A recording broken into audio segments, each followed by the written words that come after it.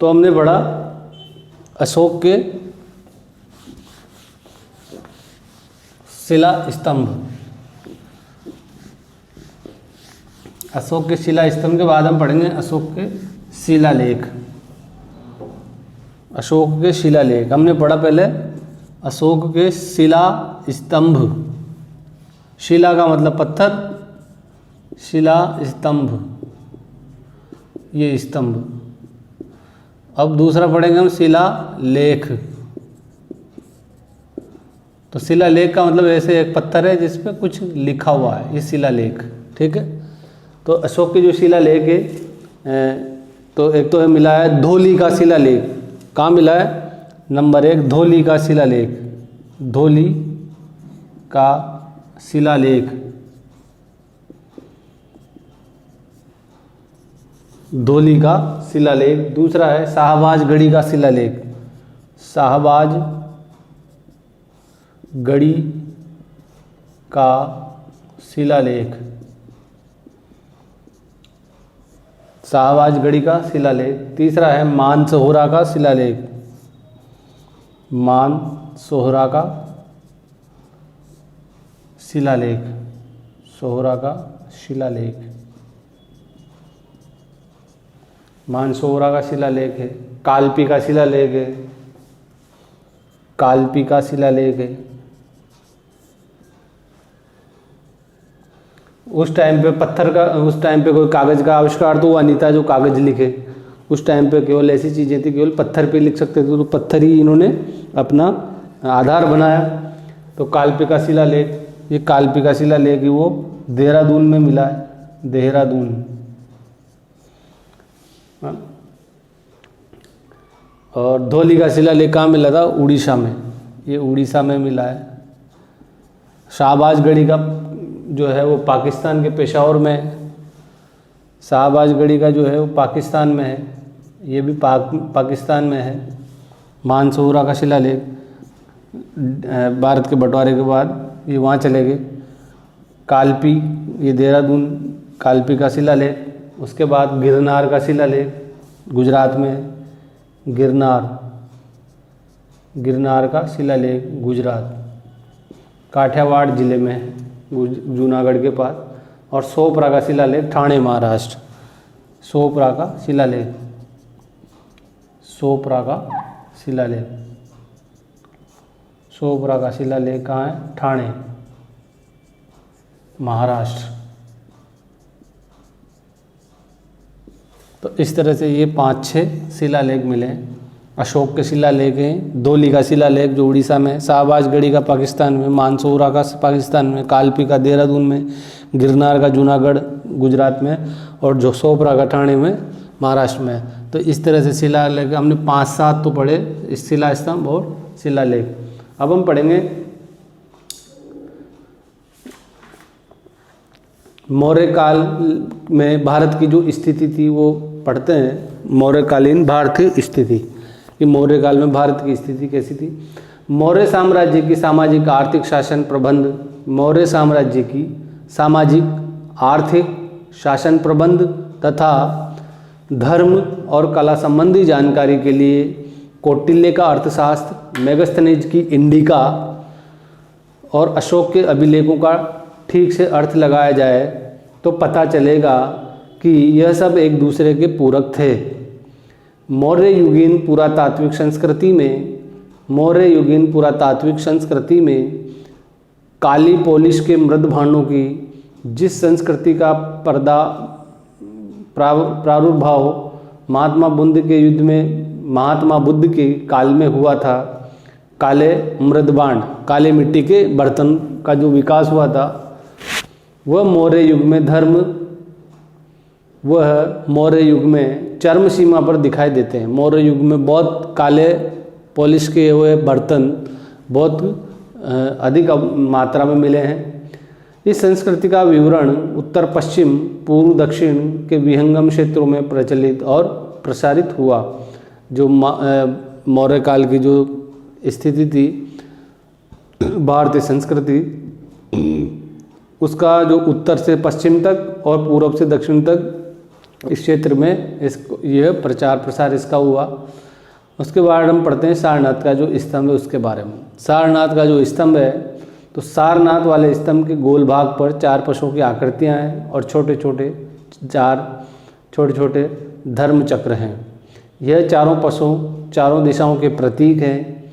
इस पर ये जो अशोक जो मैंने बनाया था 4 शेर वाला जो अशोक चिन्ह है, उसमें जो नीचे है बीच में अशोक चक्र है और 4 साइड पे 4 जानवरों के चित्र बने हुए हैं। एक साइड पे घोड़ा है, एक साइड पे हाथी है, एक साइड पे बैल है और एक साइड पे शेर है।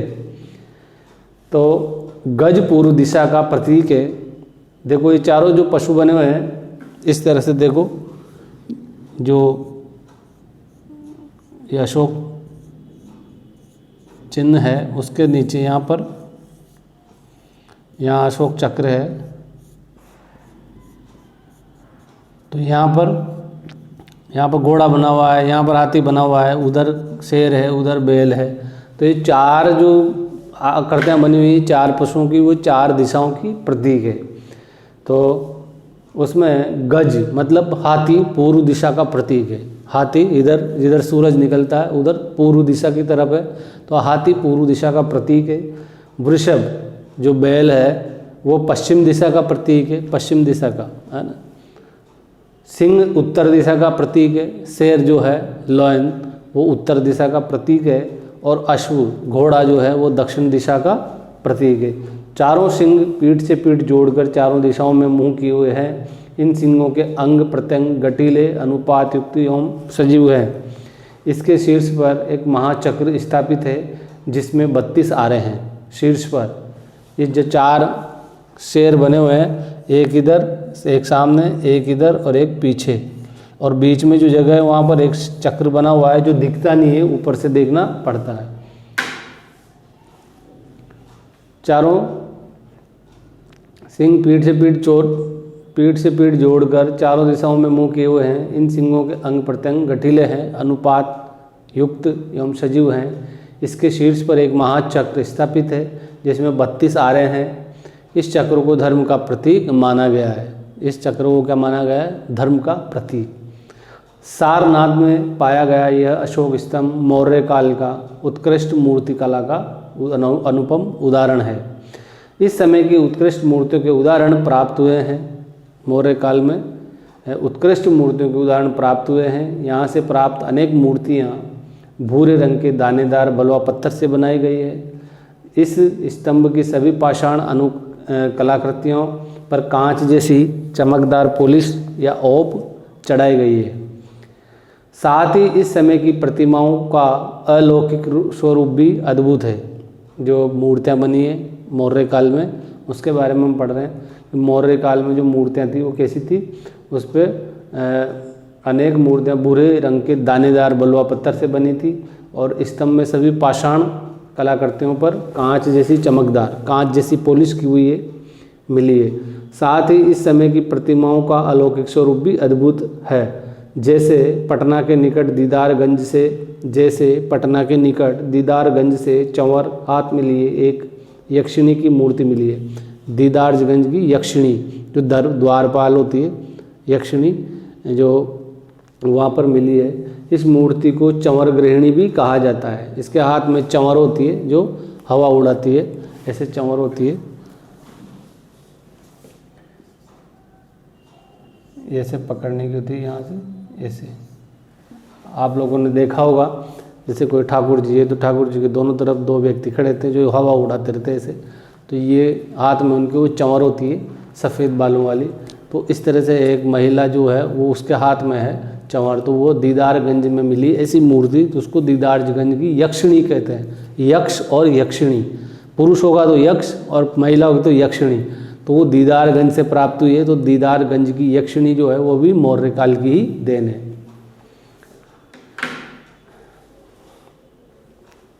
यह प्रतिमा देवगृह या राजप्रसाद में दीवारों के निकट रखी जाने वाली सेविका की प्रतिमा है। मौर्यकालीन कला की विशेषताएं। मौर्य काल में जो कला है, मौर्य काल की जो कला है उसकी क्या क्या विशेषता रही है वो हम पढ़ते हैं। मौर्य काल में काष्ठ के स्थान पर पत्थर का ज़्यादा उपयोग हुआ है। मौर्य काल में काष्ठ के स्थान पर पत्थर का अधिक उपयोग हुआ है। काष्ठ मतलब लकड़ी की जगह पत्थर को ज़्यादा काम में लिया गया है। मौर्य काल में काष्ठ के स्थान पर पत्थर और ईंटों का अधिक प्रयोग हुआ है। जैसे स्तूप बने तो वो किससे बने, ईंटों से बने, पत्थर से बने। दरवाजे बने तो वो भी पत्थर से बने हैं। तो इस तरह से शिलालेख पत्थर के हैं, शिला स्तंभ पत्थर के हैं। तो इस तरह की सारी चीज़ें पत्थर से बनी हुई, तो पत्थर का उपयोग ज़्यादा हुआ है। और जो स्तूप बने हैं उनमें ईंटों का भी प्रयोग हुआ है, पकी हुई ईंटों का। तो वो भी ये विशेषता है मौर्य काल की कि मौर्य काल में लकड़ी की बजाय पत्थर का उपयोग ज़्यादा हुआ है, ईंटों का उपयोग ज़्यादा हुआ है। मौर्य काल की कला दूसरी विशेषता चमकदार पॉलिश से युक्त है। मौर्य काल की दूसरी विशेषता क्या है कि चमकदार पॉलिश, पत्थर की जैसे मूर्ति, जैसे दीदारगंज की यक्षिणी है तो वो जो पत्थर की मूर्ति है उस पर चमकदार पॉलिश की हुई है। तो इस तरह से उस पर ओप चढ़ाई हुई है ऐसी चमकदार, तो वो ऐसी लगती है जैसे किसी चीज़ का लेप है कांच के जैसे। मौर्यकालीन कला की दूसरी विशेषता चमकदार पॉलिश से युक्त पाषाण मूर्तियाँ हैं। मौर्य काल की तीसरी विशेषता धर्म का प्रचार करना है। मौर्य काल की जो तीसरी विशेषता क्या है, धर्म का प्रचार, बौद्ध धर्म का प्रचार। मौर्य काल में सबसे ज़्यादा धर्म का प्रचार हुआ, बौद्ध धर्म का। और इस काल में बौद्ध धर्म के प्रचार प्रसार ने महत्वपूर्ण भूमिका निभाई है। उसके अलावा इस काल में सम्राट अशोक ने बौद्ध धर्म के प्रचार प्रसार हेतु बौद्ध स्तूपों का निर्माण करवाया। बौद्ध धर्म का जो प्रचार प्रसार है उसका, जैसे कि कोई भी हम किसी चीज़ का प्रचार प्रसार करना चाहते हैं तो उसके लिए कुछ न कुछ बनवाना पड़ता है। जैसे बैनर बनवाना पड़ता है, बोर्ड बनवाना पड़ता है। उसी तरह बौद्ध धर्म का प्रचार प्रसार करने के लिए जो है वो अशोक ने क्या करवाया, शिला स्तंभ बनवाए, अभिलेख बनवाए, शिला स्तंभ इत्यादि। और उसके अलावा स्तूप बनवाए, ऐसे बहुत बड़े बड़े स्तूप बनवाए। जिस तरह से ये बताया सांची का स्तूप जिसमें सबसे ज़्यादा फेमस है। इस काल में सम्राट अशोक ने कई शिलालेख, स्तंभ लेख और अभिलेखों का निर्माण बड़ी तल्लीनता से करवाया। उपरोक्त कलावशेषों से मौर्यकालीन कला में जीवंत दर्शन संभव है। ये सभी चीज़ें जो शिलालेख है मौर्य काल में जो सम्राट अशोक का समय रहा है वो बहुत महत्वपूर्ण है। और जो सम्राट अशोक ने काम करवाया बौद्ध धर्म के प्रचार प्रसार के लिए। आप लोगों को ये ध्यान रखना है मौर्य काल का समय क्या रहा है। मौर्य काल का समय 322 से 185 ईसा पूर्व, ईस्वी नहीं ईसा पूर्व रहा। उसका पहला जो सम्राट था वो कौन था, चंद्रगुप्त मौर्य, जो मगध का सम्राट था, जो घनानंद को हरा कर और राजगद्दी पर बैठा था, मगध साम्राज्य की गद्दी पर। और उसने अपनी राजधानी पाटलिपुत्र को बनाया, जो कि पटना के नाम से अभी वर्तमान में उसको जाना जाता है। और जो चंद्रगुप्त मौर्य है उसने चाणक्य की सहायता से घनानंद को हराया था। उसके बाद जब चंद्रगुप्त मौर्य ने सेल्यूकस जो था सिकंदर का सेनापति उसे भी हराया था। तो सेल्यूकस को जब हराया चंद्रगुप्त मौर्य ने तो सेल्यूकस ने उससे मित्रता की चंद्रगुप्त मौर्य से, और मित्रता करने के बाद अपनी बेटी हेलेना को चंद्रगुप्त मौर्य के साथ विवाह कर दिया। और विवाह करने के साथ ही उसने हिंदू कुश पर्वत तक का जो क्षेत्र सेल्यूकस के हिस्से में आया था उसने दहेज के रूप में चंद्रगुप्त मौर्य को दे दिया। तो इस तरह से चंद्रगुप्त मौर्य की कहानी थी। उसके बाद सेल्यूकस का जो एक चंद्रगुप्त मौर्य का बेटा हुआ वो था बिंदुसार। तो बिंदुसार उसका बेटा हुआ। अब चंद्रगुप्त मौर्य ने क्या किया, चंद्रगुप्त मौर्य ने वहाँ पर जब अकाल पड़ा मगध में, तो अकाल पड़ने के दौरान 12 साल तक अकाल पड़ा, बहुत भयंकर। तो उस दौरान वो लोगों की सेवा नहीं कर सका और उसने अपने आप को एक भद्रबाहु जैन धर्म था, जैन साधु था, एक भद्रबाहु जैन साधु था, उसके साथ मगध छोड़कर वो कर्नाटक की ओर चल दिया। और राजगद्दी किसको सौंप दी, बिंदुसार को। तो बिंदुसार को राजगद्दी सौंपकर चंद्रगुप्त मौर्य जो साधु था भद्रबाहु, उसके साथ वहाँ पर कर्नाटक चला गया, जो कि वर्तमान में श्रवण बेलगोला नाम की जगह के नाम से जाना जाता है, जहाँ पर एक बहुत जैन धर्म की बहुत लंबी बहुत बड़ी मूर्ति है श्रवण बेलगोला कर्नाटक में। तो इस तरह से चंद्रगुप्त मौर्य ने क्या किया, राजगद्दी पर किस तरह से घनानंद को हरा के चाणक्य की सहायता से राजगद्दी प्राप्त की और धीरे धीरे फिर अपने आप को एक साधु के रूप में वेश धारण करके और जैन धर्म को अपनाकर वहाँ चला गया। उसके बाद आया उसका पुत्र बिंदुसार। तो बिंदुसार को भी राजगद्दी मिली। तो बिंदुसार जो था वो एक सिजेरियन डिलीवरी से होने वाला भारत का पहला व्यक्ति था। और बिंदुसार जो है उसको होता जो आजीवक धर्म को मानने वाला था। जैसे चंद्रगुप्त मौर्य ने जैन धर्म को अपना लिया था, वो इसी तरह आजीवक धर्म को अपनाया। उसका अनुयायी कौन बना? बिंदुसार। बिंदुसार का पुत्र जो हुआ वो क्या नाम से अशोक, सम्राट अशोक हुआ। तो इससे पहले थोड़ी सी एक बात और बताना भूल गया मैं कि जो चंद्रगुप्त मौर्य था तो उसने क्या नाम से गिरनार में एक सुदर्शन नामक झील भी बनवाई थी। ये भी हमें ध्यान रखना है। तो बिंदुसार के बाद उसका पुत्र हुआ अशोक। अशोक बहुत महान सम्राट हुआ है भारत का, जिसके नाम से बहुत सारी चीज़ों को हम पढ़ते हैं, देखा है, इतिहास में हमने पढ़ा है। अब सम्राट अशोक जो था उसकी माता का नाम सुभद्रांगी था। अशोक की माता का नाम क्या था? सुभद्रांगी। और जो अशोक था उसने अपने 99 भाइयों को मारकर राजगद्दी सौंपी, हड़पी थी। और हड़पने के बाद वो क्या नाम से उस राजगद्दी का सम्राट बना अशोक। और उसके बाद उसने लगभग 361 ईसा पूर्व में क्या नाम से कलिंग युद्ध में लगभग 1 लाख लोगों को मारा। कलिंग युद्ध में 1 लाख लोगों को मारने के बाद सम्राट अशोक जो था वो उसको पश्चाताप हुआ कि मुझे ये ऐसा नहीं करना चाहिए। उसके बाद उसने प्रण लिए कि मैं कभी जीव हत्या नहीं करूँगा, कभी किसी को नहीं मारूंगा, कभी किसी को के साथ युद्ध नहीं करूँगा। ऐसे बहुत सारे प्रण उसने लिए। और प्रण लेने के बाद उसने बौद्ध धर्म का प्रचार प्रसार किया। और बौद्ध धर्म के प्रचार प्रसार के लिए उसने पत्थर का प्रयोग किया। तो उसने बहुत सारे अभिलेख बनवाए। सम्राट अशोक ने बहुत सारे भगवान बुद्ध से संबंधित जो थे उनको पत्थरों पर उकेरा, पत्थरों पर बनवाया, जिसमें शिलालेख है, क्या नाम से शिला स्तंभ है, और क्या नाम से मुख्य रूप से स्तूप है। जैसे सारनाथ का स्तंभ बनवाया। स्तंभों पर क्या करवाया उसने? कई स्तंभ बनवाए। स्तंभों पर उसने पशुओं की आकृतियाँ बनवाई। और शिलालेख पे उसने बौद्ध धर्म से संबंधित सामग्री उस पर बनवाई। और उन चीज़ों को वो कहाँ पर लगवाता था? ऐसी जगह पर लगवाता था जहाँ पर से यात्री आते जाते हों, ताकि वो आराम करते वक्त उन अभिलेखों को देख सके, उन शिलालेखों को देख सके, शिला स्तंभों को देख सके। इस तरह से बहुत सारे स्तंभ आज भी हमारे सामने हैं, जो कि जैसे कि महरौली का स्तंभ है, दीदार वहाँ का नाम लोरिया नंदनगढ़ का है, लोरिया अर्राज का है, सारनाथ का है, वैशाली का है। इस तरह से बहुत सारे शिला स्तंभ में मिले हैं। ऐसे ही शिलालेख भी मिले हैं।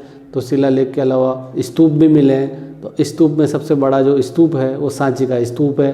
तो स्तूप में उसने चारों तरफ तोरण द्वार बनवाए। तोरण द्वार बना के उन तोरण द्वारों पे बौद्ध धर्म से संबंधित जो जातक कथाएँ उनको पत्थर पे ही बनवाया। उन पर बेल बूटे बनवाए, नक्काशी करवाए, उनको अलंकृत करवाया और स्तूप बनवाया। स्तूप पत्थर से बनवाया और पत्थर से बनवा के क्या नाम से उसमें ईंटों का भी प्रयोग किया गया। और मूर्तियाँ भी बनवाए, जिसमें दीदारगंज की यक्षिणी बहुत फेमस है। तो दीदारगंज की यक्षिणी को भी उन्होंने बनवाया, सम्राट अशोक ने। तो इस तरह से सम्राट अशोक का कार्यकाल बहुत ही अच्छा रहा। उसने जो सारनाथ का जो स्तंभ बनवाया उस पर 4 शेर को बनवाया, 4 शेरों को। 4 शेर उकड़ू स्टाइल में हैं और बहुत बड़ा शिला स्तंभ था वो, जिसमें 4 शेर उकड़ू स्टाइल में है। जब हम सामने से देखते हैं तो 3 ही शेर नज़र आते हैं और वही लास्ट अभी वर्तमान में भारत का अशोक चिन्ह है। भारत का राष्ट्र चिन्ह है अशोक। और अशोक का जो चिन्ह बनाया पत्थर से, उसमें उसके ऊपर एक चक्र बनवाया जिसको धर्म चक्र कहा जाता है। और नीचे की क्या नाम से चारों तरफ उसने 4 पशुओं के आकृतियों को उकेरा। अशोक चक्र के चारों तरफ 4 दिशाओं में 4 पशुओं को उकेरा। जैसे पूर्व दिशा में बनवाया उसने तो वो हाथी का प्रतीक था, पश्चिम दिशा में बैल का प्रतीक था, उत्तर दिशा का क्या नाम से शेर का प्रतीक था और दक्षिण दिशा घोड़े का प्रतीक था। इस तरह से उसने ये चीज़ें बनवाई।